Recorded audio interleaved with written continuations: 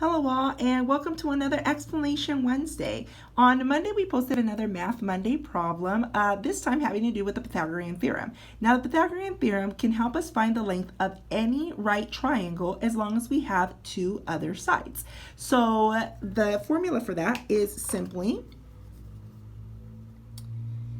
a squared plus b squared equals c squared.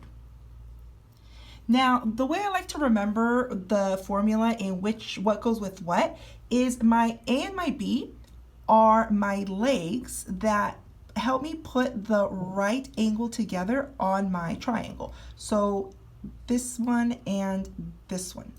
And these two can be interchangeable. So 5 can either be A or B, and 12 can be either A or B. They just can't be the same numbers. And then the C is, of course, then my third side or my longest side, which is my hypotenuse. And then we'll just abbreviate it as our height. So then all we do is just simply plug it in. So I'm going to have my 5 represent my A and my 12 represent my B. So I'm going to go 5 squared plus 12 squared equals I don't know squared. 5 squared is the same as 5 times 5. And then plus 12 squared is the same as 12 times 12. Equals my I don't know squared. So 5 times 5 is 25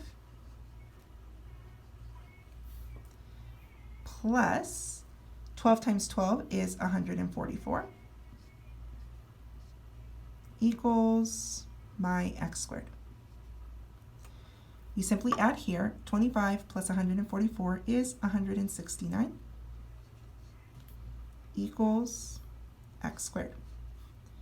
Now because I want to isolate my x and get my x all by itself, we then just need to get rid of the x squared. How do we do that? Is just simply doing the opposite. The opposite of a square would be the square root. So then we take a square root to both sides.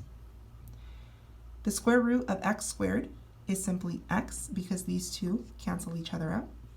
And the square root of 169 is 13. So then that means x is 13.